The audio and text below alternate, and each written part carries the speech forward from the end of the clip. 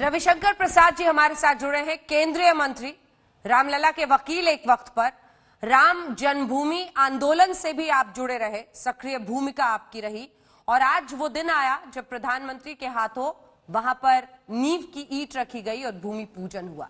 क्या मायने हैं इसके लिए, आपके लिए और पूरे देश के नजरिए से अगर देखें तो रविशंकर प्रसाद जी? देखिए, मैं तो एक बहुत छोटा निमित्त हूं, पार्टी का कार्यकर्ता रहा हूं। मेरा सौभाग्य था कि रामलला का मैं वकील बना हिंदुओं का इलाहाबाद हाई कोर्ट में।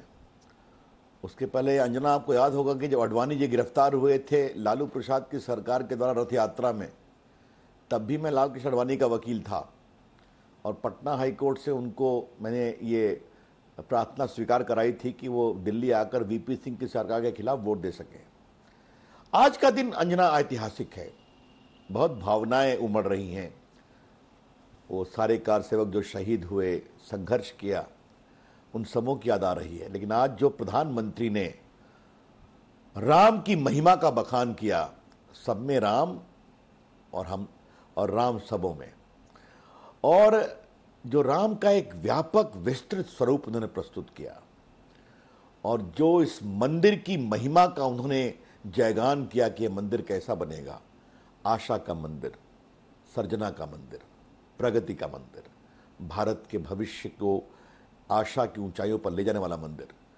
तो ये सब एक प्रकार से दूरदर्शी नेता की तरह उन्होंने भाषण दिया।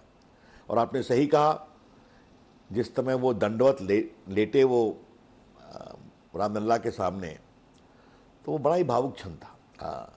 तो आज बहुत प्रसन्नता है अंजना, मैं आपसे स्वीकार करूंगा। एक कभी कभी कसक होती है, दो कहूंगा, कि 70 साल लगे इस दिन को आने में,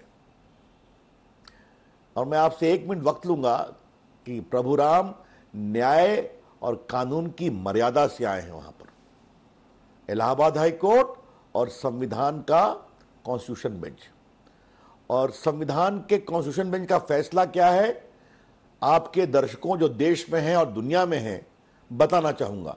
नंबर 1, तमाम साक्ष्यों पर सुप्रीम कोर्ट ने कहा कि सदियों से वहां राम की पूजा हुई। नंबर 2, तथाकथित बाबरी मस्जिद बनने के बाद भी 325 साल तक मुस्लिम पक्ष के द्वारा ऐसा कोई दस्तावेजी या बाकी गवाही नहीं प्रस्तुत की गई कि उस पर मुस्लिम पक्ष का एकमात्र अधिकार था। नंबर 3, बाबरी मस्जिद बनने के बाद भी हिंदुओं का यह विश्वास कभी नहीं डोला कि वहां प्रभु राम का जन्म स्थान है, और आकर वहां पर वो पूजन करते थे। और number 4, archaeological survey of India के रिपोर्ट के आधार पर यह स्पष्ट है कि एक मंदिर के बुनियाद पर मस्जिद बनाई गई थी। तो यही तो हम भी कहते थे। तो आज वो न्याय के माध्यम से ये संबल हुआ, सफल हुआ। तो यही तो प्रभु की मर्यादा है। और अंजना, सबसे बड़ी बात, देश ने शांति से इलाहाबाद हाईकोर्ट के फैसले को स्वीकारा, और उससे अधिक शांति से नरेंद्र मोदी की अपील पर सुप्रीम कोर्ट के फैसले को स्वीकारा। सुप्रीम यही कोर्ट तो गरिमा है इस देश की। जी, सुप्रीम कोर्ट के फैसले से हुआ, सौहार्दपूर्ण वातावरण में हुआ। 1-2 लोग थे जिन्होंने कुछ कहा, उस पर मैं बाद में आऊंगी। लेकिन आपने भी कहा कि प्रधानमंत्री ने जो संबोधन दिया उसमें उन्होंने पूरा राम राज्य की चरित्र से लेकर किस तरह का की कल्पना है राम राज्य की, सपना जो है, इन सब का जिक्र किया। सियापति रामचंद्र की जय का नारा आज वो लगा रहे थे। एक लाइन उन्होंने कही जिसको डिकोड करते हैं आपके साथ, क्योंकि आप तो भाषा के जो मायने हैं उसको बड़े अच्छे से समझते और समझाते हैं। प्रधानमंत्री ने कहा, भय बिन होए न प्रीत। प्रधानमंत्री किस तरफ संकेत कर रहे थे? संकेत नहीं, राम राज्य के व्यापक व्यक्तित्व का विश्लेषण कर रहे थे, जहां समावेशी शासन हो, जहां स्त्री पुरुष में विभेद न हो, जहां गरीबों की चिंता हो। इसलिए उन्होंने माता जानकी का दीनदयाल प्रभु के वो परिचय दिया। और इसमें छुपाना क्या है, भय बिन हो न प्रीत। तो देश को अगर प्रीति के मर्म को समझना और बढ़ाना है तो देश को मजबूत भी बनना पड़ेगा।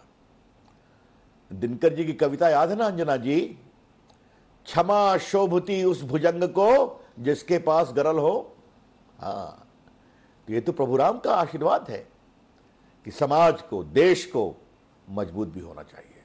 हाँ, तो अब उन तब नीतियों उससे जी, पूरी कर व्यापक राम राज्य, जहां शांति, सद्भाव और शक्ति तीनों है। तो अब उस नीति पर आते हैं जिससे सरकार चलती है, क्योंकि वो भी इसमें समावेश हो जाता है। 5 अगस्त वही तारीख जब अनुच्छेद 370 कश्मीर से हटाया गया था। ये संयोग है या प्रयोग है इस तारीख के साथ? ये न संयोग है न प्रयोग है। हमारी जो मंदिर निर्माण समिति का ट्रस्ट है, उन्होंने आग्रह किया प्रधानमंत्री जी आए, उनको ने 2 तारीखें दी, एक 3 तारीख की और एक 5 तारीख। प्रधानमंत्री ने 5 अगस्त चुना, क्योंकि प्रधानमंत्री का आज तो पूरा दिन भर का कार्यक्रम अयोध्या का ही रहा। सुबह चले, लौटते लौटते दोपहर शाम हो गई। तो इसको उस रूप में देखना चाहिए। और देखिए, इसको हम छुपाते नहीं अंजना, कि प्रभु राम का भव्य मंदिर बने, ये तो हमारा कमिटमेंट था ना। बाकायदे जब हमने 89 में ही पालनपुर की बीजेपी की एग्जीक्यूटिव कमेटी में हम लोगों ने इसका बाकायदे रेजोल्यूशन पास किया था, फिर भी 30 साल लगे। आपको पता ही है, कोर्ट से लड़ाई लड़नी पड़ी, जन जागृति करनी पड़ी। लेकिन आपने मुझसे बहुत सवाल किया, तो मैं आपके माध्यम से, आपके चैनल के माध्यम से वही डिबेट को, चर्चा को एक बार फिर छोड़ने की आपसे अनुमति चाहता हूं। और जानता हूं कि ये आपका भी प्रिय विषय है। भारत के संविधान की ओरिजिनल प्रति है ना, आज का दिन उसको याद कराने का है। इसमें पहले चैप्टर फंडामेंटल राइट्स के ऊपर प्रभु राम की तस्वीर है ना, माता जानकी और लक्ष्मण के साथ रावण पर विजय करके अयोध्या लौट रहे हैं, है ना। आपके साथ पहले भी चर्चा हुई है। तो भारत के, और इसके अंतिम में जो हस्ताक्षर है, मैं चाहता हूं आपके सारे दर्शक देख लें। सभी संविधान सभा के सदस्यों का हस्ताक्षर है, राजेंद्र बाबू, नेहरू जी, सरदार पटेल, मौलाना आजाद, डॉक्टर अंबेडकर। तो अगर भारत के मूल संविधान में प्रभु राम को इतनी महिमाजनक एक प्रकार से उनकी स्तुति की गई कि फंडामेंटल राइट्स के ऊपर उनकी तस्वीर को लगाया गया, बाकी को लगाया गया जी। और अंजना जी, इसमें प्रभु कृष्ण भी हैं, नटराज भी हैं, भगवान बुद्ध भी हैं, महावीर भी हैं, अकबर हैं, बाबर औरंगजेब नहीं है। तो ये हमारे संविधान निर्माता भारत की परंपरा को समझते थे। फिर भी 70 साल लगे, तो कभी कभी पीड़ा होती है। लेकिन आज भव्य मंदिर बन रहा है प्रभु राम का जन्म स्थान पर, तो संतोष है, ये मैं अवश्य कहूंगा। 5 अगस्त मैंने इसलिए कहा था क्योंकि 5 अगस्त को अनुच्छेद 370 आपने हटाया, 5 अगस्त को अब मंदिर की नींव रख दी गई।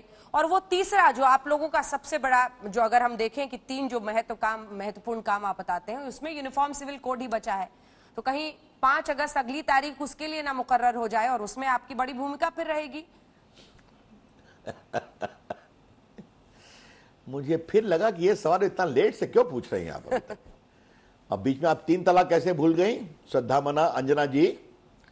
वो भी तो, उसके भी तो 1 साल पूरा हुए 31 जुलाई को, हैं? याद है कि नहीं आपको जी? वो भी तो बिल में नहीं पास कराया था ना, प्रधानमंत्री के निर्देश पर जी। देखिए, एक बात जानिए आप, ये सब देश का काम है।